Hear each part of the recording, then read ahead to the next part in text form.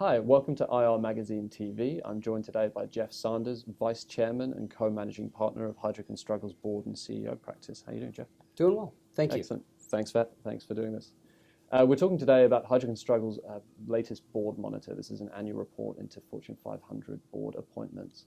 The focus of this video is on ethnic and racial diversity.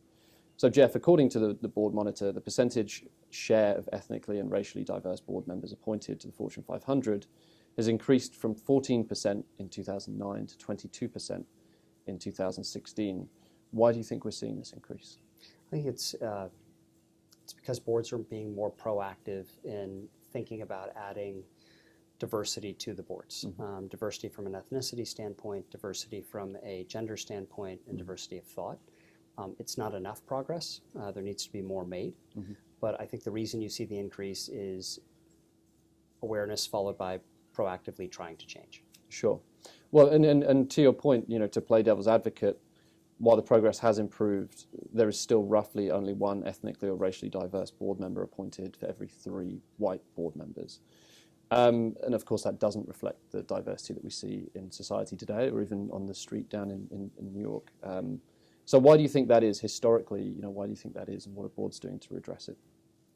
Well, I think historically, the issue has been that if you look at 2/3 of the appointees were either current or former CEOs and either current or former CFOs. Mm-hmm. And that population of people does not have nearly enough diversity in it. Mm-hmm. So within the CFO population, 5% of that group is ethnically diverse. And within the CEO population, 6.7% is mm-hmm. ethnically diverse. And if you're focusing your efforts on that population, there's a limit to how many ethnically diverse people can serve on boards. Mm-hmm. And so I think boards have to become more creative in how they think about sourcing talent. Mm-hmm. Think in a broader way as you look into the C-suite, think a broader way as your business enters the market, and ways to become more inclusive and to bring people along. Sure. And so how does that affect the work that you do with that sort of limited talent pool, working with boards to think about broadening horizons, broadening perspectives? How does it affect your work? Well, it affects our work in the fact that our job is to help them understand how they can approach their thinking in a different way mm-hmm. in order to become more diverse. Mm-hmm. And so we have those conversations on an ongoing basis as we're talking with boards over the long term about their own succession strategies mm-hmm. and how they can become more proactive and to give them ideas that we're seeing, peer companies do in order to make themselves more diverse.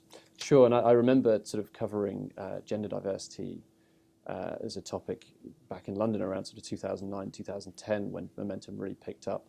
And I remember talking to some of your peers in London at the time, and they were saying, it's amazing how in conversations, subtle things like changing from board experience required to board exposure required or something. Right. Subtle things like that just open up a significantly broader talent pool. And presumably that's the kind of work you're doing now with your clients and sort of, Absolutely. Everyone's a first-time independent director at some point. Sure. Right? So it's steering how you choose to open the door for people to enter and to have that first-time experience. Sure. Excellent. Well, thank you for participating in these videos, Jeff. It's been a pleasure. And I would recommend that everyone takes a look at the Heidrick Struggles board monitor. So thank you, Jeff. Thank you.